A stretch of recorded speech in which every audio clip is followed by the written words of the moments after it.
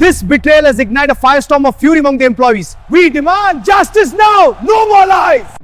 नमस्कार मित्रांनो, मी प्रभाकर निर्मळे. कोणत्याही कार्यालयात कर्मचाऱ्यांना प्रोत्साहित करण्यासाठी त्याच्या गुणाची आणि अनुभवाची कदर करून त्याला प्रमोशन दिलं जातं. पण आरटीओ कार्यालयात मात्र उलटी गंगा वाहते आहे. दिलेले प्रमोशन काढून घेतले जात आहेत. 1-2 नव्हे, चक्क 50 पेक्षा जास्त कर्मचाऱ्यांची प्रमोशन्स काढून घेतली आहेत. त्यामुळं कर्मचाऱ्यांमध्ये तीव्र संताप निर्माण झालेला आहे. प्रकरण नेमकं काय आहे हे समजून घेऊया आरटीओ कर्मचारी संघटनेचे सरचिटणीस सुरेंद्र सरतापे साहेब यांच्याकडून. तर आरटीओ विभागातील कर्मचाऱ्यांना काही पदोन्नत करण्यात आलेलं आहे. त्या संदर्भात नेमकी वस्तुस्थिती काय आहे आणि त्या संदर्भात आपण काय संघटना म्हणून प्रयत्न केलेले आहेत. आमच्या मोटार वाहन विभाग म्हणजेच आरटीओ विभागामध्ये पदोन्नतीची अत्यंत नगण्य संधी असल्यामुळे आम्ही 2016च्या दरम्यान आमच्या आकृतीबंधाचा प्रस्ताव संघटनेच्या वतीने शासनास सादर केला. परंतु 6 वर्षाच्या लढ्यानंतर आम्हाला 23 सप्टेंबर 2022 रोजी शासनाने त्या संबंधीचा आकृतीबंधाच्या संबंधीचा आदेश निर्गमित केला. परंतु तदनंतरचा 2-2.5 वर्षाचा काल आम्हाला कुठल्याही प्रकारचं पदोन्नती मिळाली नाही किंवा त्याचा म्हणजे पूर्ण अंमलबजावणी करण्यात आली नाही. म्हणून आम्ही आंदोलनाचा मार्ग स्वीकारला आणि आंदोलनाचा मार्ग स्वीकारून काय होत नाही म्हणून गेल्या वर्षी 24, 25, 26 सप्टेंबर 2024 रोजी आम्ही 3 दिवसाचं एक बेमुदत संप आंदोलन केलं होतं. त्याला देखील चांगला प्रतिसाद मिळाला, पण संपूर्ण महाराष्ट्र ठप्प झालेला.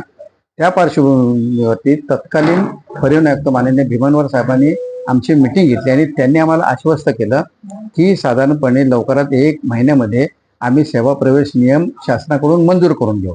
परंतु ते देखील वर्षभर झालं नाही. म्हणून आम्ही ह्या साधारणपणे 2025च्या नोव्हेंबर महिन्यामध्ये आम्ही बेमुदत आमचं साखळी उपोषण तिथे केलं आणि त्याच्या अनुषंगाने प्रथमचा आमची माननीय परिवहन मंत्री प्रताप सरनाईक साहेब यांच्यासोबत आमची बैठक झाली.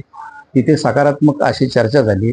त्याच्यानंतर भीमनवार साहेबांसोबत चर्चा झाली आणि त्या अनुषंगाने मग तत्कालीन म्हणजे साधारणपणे डिसेंबरच्या आसपास सर्व महाराष्ट्रामध्ये आम्हाला तात्पुरती पदोन्नती ती शासनाच्या धोरणानुसार म्हणजे जोपर्यंत तुमचे सेवा प्रवेश नियम होत नाहीत ते सेवा प्रवेश नियमाच्या म्हणजे नियम होतील तोपर्यंत तुम्हाला तात्पुरती देण्याचं शासनाचं धोरण आहे. ती आम्ही मागणी केल्यानुसार आम्हाला ती पदोन्नती देण्यात आली आणि पदोन्नती देण्यात आली. परंतु त्याचा काहीतरी तांत्रिक आधार घेऊन काल रोजी आमच्या विभागामध्ये परत पदावनत करण्यात आलं.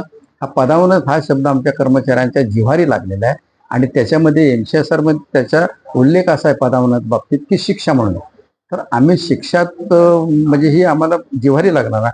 म्हणून ताबडतोब आजच्या दिवसाने परिवहन आयुक्त माननीय नार्वेकर साहेबांची भेट घेतली आणि नार्वेकर साहेबांनी आमचं म्हणणं अत्यंत चांगल्या रीतीने ऐकून घेतलं. सर्व मुद्दे आमचे ऐकून घेतलं आणि त्यांनी आमच्याकडून आजच्याच मला निवेदन द्या असं आम्हाला सांगितलं आणि त्यानुसार आजच आम्ही निवेदन माननीय परिवहन आयुक्त साहेब नार्वेकर साहेबांना देण्यात आलेले आहे आणि त्यामधील सर्व जे शासकीय धोरणं आहेत, शासनाची धोरणं आहेत आणि आमची जी मागणी आहे ती आम्ही त्यांना दिलेली आहे. आणि त्यापूर्वी ज्यावेळी आमची चर्चा सकाळी झाली त्यावेळी परिवहन आयुक्त नार्वेकर साहेबांनी देखील सकारात्मक असं आमचं म्हणजे म्हणणं ऐकून आम्हाला ठोस असं आश्वासित केलेलं आहे. MCSR मध्ये महाराष्ट्र नागरी सेवा नियम आहे त्याच्यामध्ये शिक्षेच्या अंतर्गत तो पदावनत हा शब्द येतो.